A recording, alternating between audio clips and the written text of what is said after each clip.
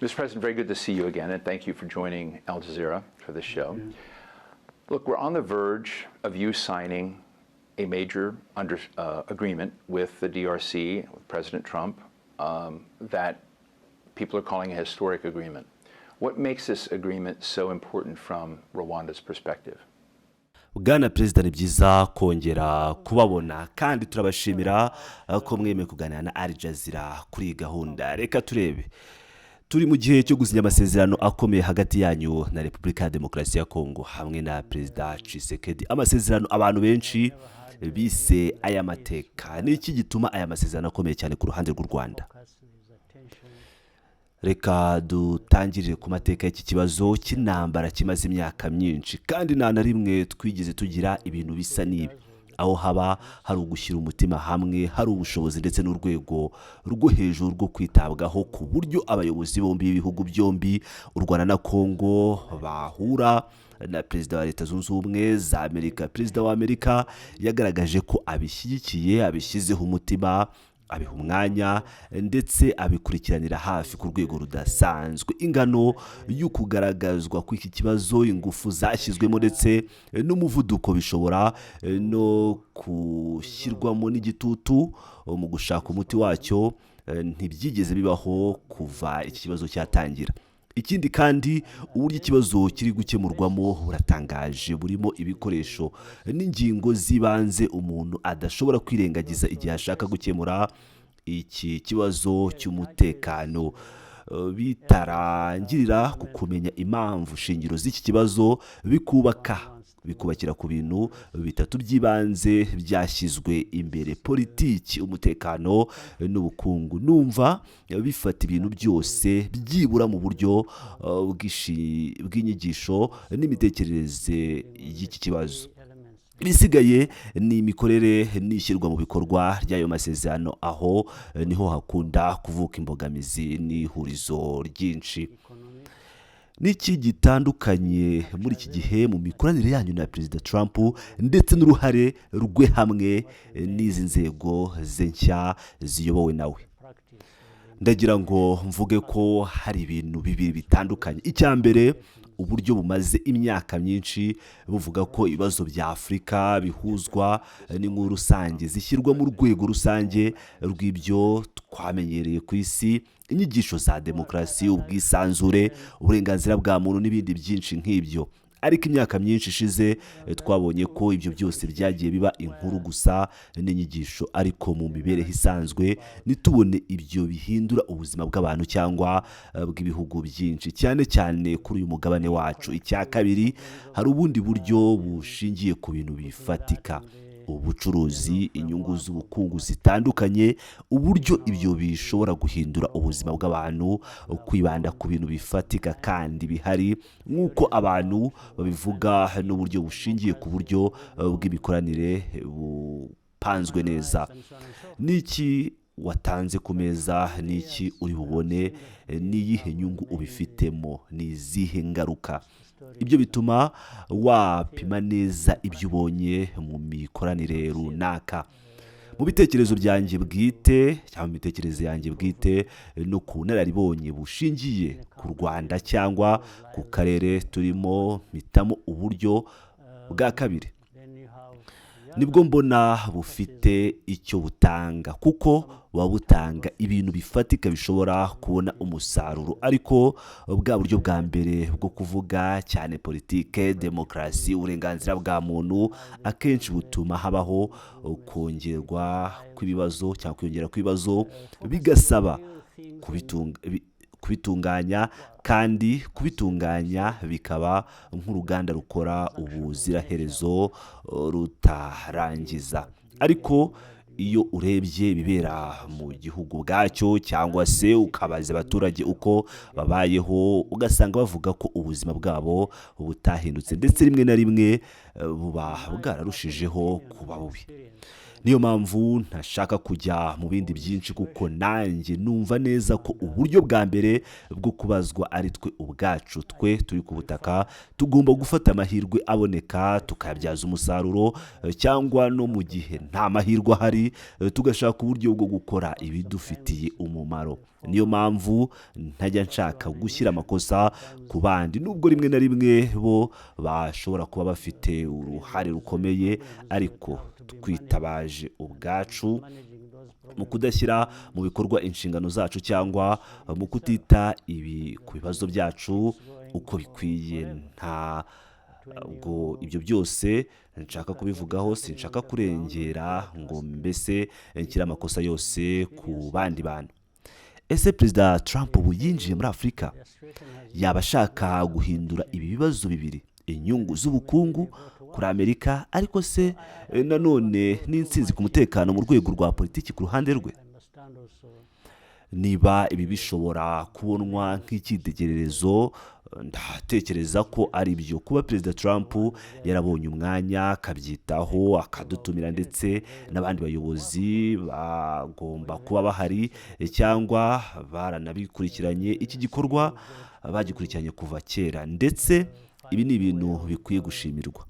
Hari ibindi bibazo byinshi abantu bavuga cyangwa bazamura, niba bifite ishingiro cyangwa bitabifite. Icyo nge nshyiraho umutima ni ahantu hari amahirwe y'iterambere, n'ahashobora gukemura ibibazo bikomeye duhura nabyo uyu munsi. Ikindi gihugu cy'ingenzi muri ibi byose ni Qatar, kandi hari inzira ebyiri, process ebyiri z'ibiganiro. Ubu uko bimeze ni uko Leta Zunze Ubumwe za Amerika zibanda ku bijyanye n'umubano w'ibihugu, igihugu ku kindi, naho Qatar ikaba yarafashije cyane mu bibazo byo mu gihugu imbere muri Repubulika Iharanira Demokarasi ya Kongo. Ese watubwira gato uko ibi byose bikora, uko bikorwa mu by'ukuri, kuko bisa naho ari ibintu bitamenyerewe, nta mikino ibiri ikorwa icyarimwe. Kubera amahirwe, mbere na mbere twabashije gutandukanya inzira ebyiri. Ibiganiro by'imbere mu gihugu interne byagiye muri Qatar, hanyuma n'ibindi byagiye mu nzira ya Washington. Ibyo byose byatangiye nyuma y'aho nagiranye ibiganiro na Perezida Tshisekedi i Doha, kubisaba kwe ubwe, niwe wabyisabiye, kandi no ku ruhande rwa Leta Zunze Ubumwe za Amerika niwe ubwe wabyisabiye. Mu by'ukuri abandi bayobozi ba Afurika n'ibihugu byo mu karere bari batangiye kugaya u Rwanda, batekereza ko ari twe twavuye mu nzira zateguwe na Afurika tukajya muri Qatar cyangwa hano i Washington, ariko nyir'ubwite Perezida wa Repubulika ya Demokarasi ya Kongo niwe watangije ibi byose. Icyo yifuzaga we ni uko yabasha gukoresha mu nyungu ze kimwe muri ibi biganiro byombi, iby'i Doha cyangwa iby'i Washington, kuko atekereza ko Kongo ari igihugu kinini cyane gifite ibyo isi yose ishaka cyangwa ikeneye, kandi ko ishobora guhaha no kugura abantu kugira ngo abone ibyo yifuzaga. Ariko ku ruhande rwacu, ubwo twatumiwe muri Doha cyangwa hano i Washington, twagiye twitabira, ariko tukabwira abantu kuri dukeka ko ariko ni ibibazo by'ingenzi byari bikwiye gukemurwa, niba koko twari tugiye kugera ku mpamvu shingiro z'iki kibazo. Nuko twageze ku rwego rwo kubona M23 i Doha ivugana na guverinoma ya Kongo, naho hano i Washington Repubulika ya Demokarasi ya Kongo ivugana n'u Rwanda, ariko kandi mu rwego rw'akarere.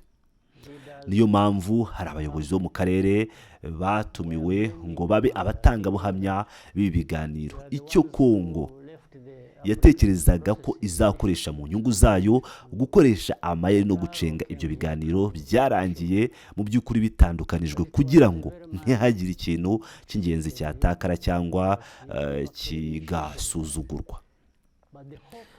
Noneho Doha iraba ingenzi cyane. Qatar iri mu bihugu biri ku isonga mu gushaka kuzana impande zitandukanye ku meza, n'ibiri mu karere kacu gusa, ahubwo no mu bindi bice byinshi mwese muzi aho bagize uruhare rukomeye, kandi baracyarugira. Bafite ubushake, bafite ubushobozi, kandi bifuza amahoro.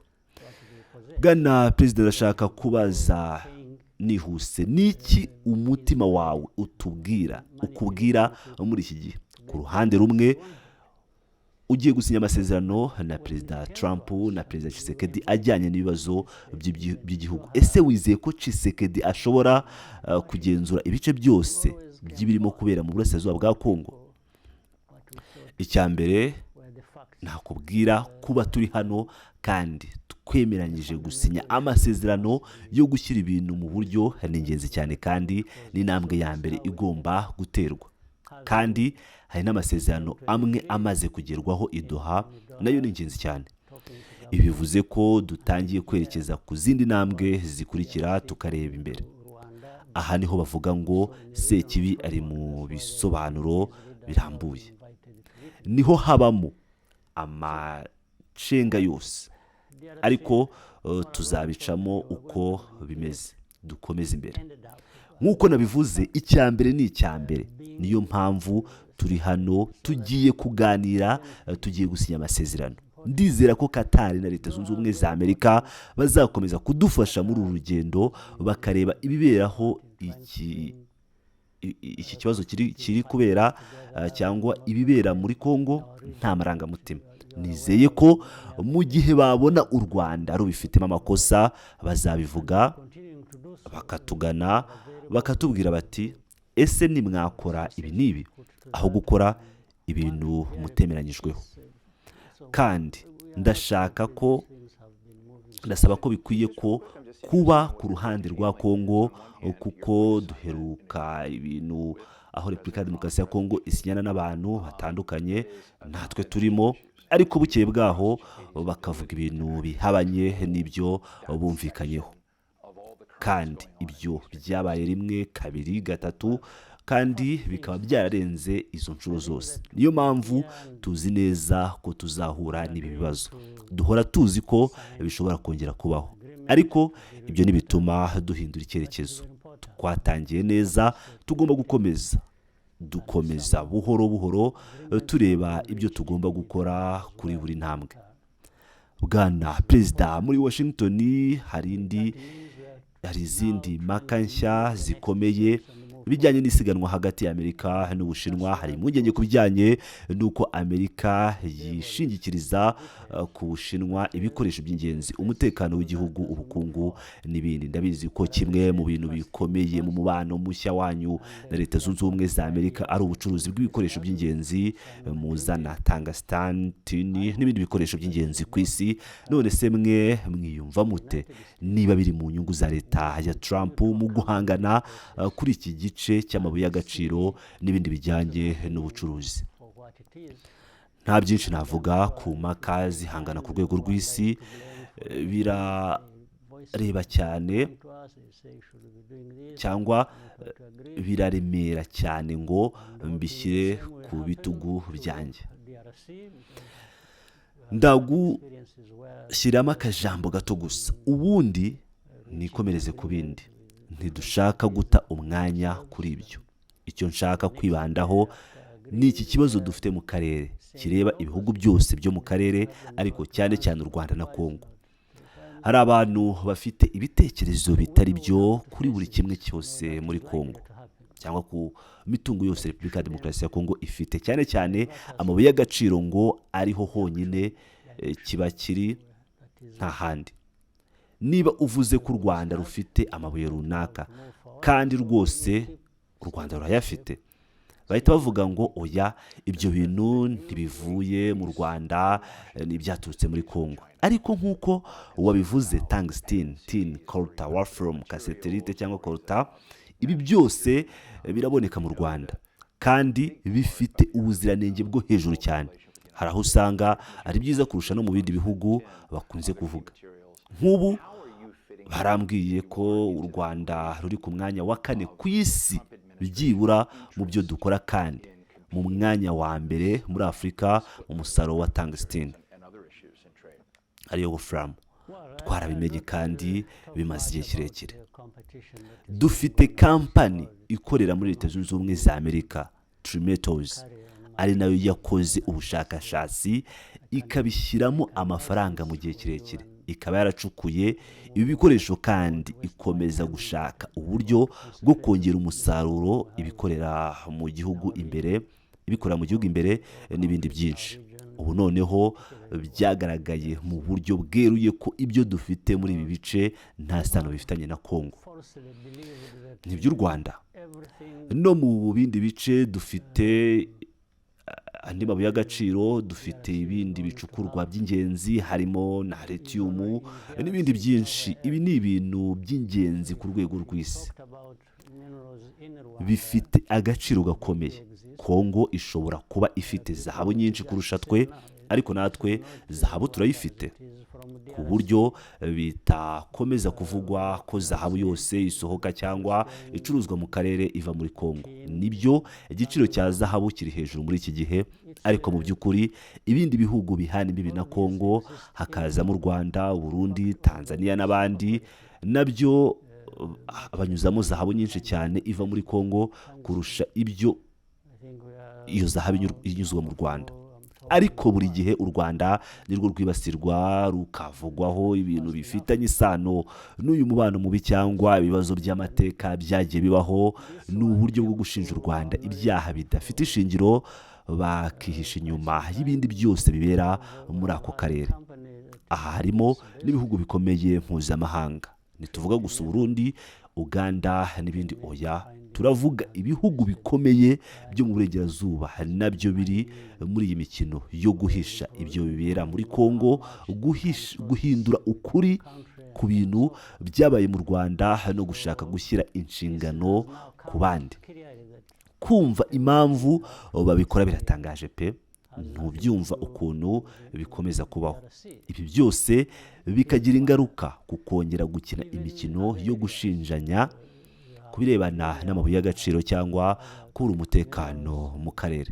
Ariko urebye no ku karere kose, twe twirinze igihugu cyacu, twarakirinze ndetse tukaba dukomeza gutera imbere kandi duharanira ko tutaba igicumbi cy'umutekano muke cyangwa isoko yawo, kuko ntushobora gukora ibyo ugerageza no kubaka ahantu heza ho gutura, ho kuba, ariko abantu bakomeza kudushyira muri ibi bintu ku mpamvu zabo bwite. Sinabyumva.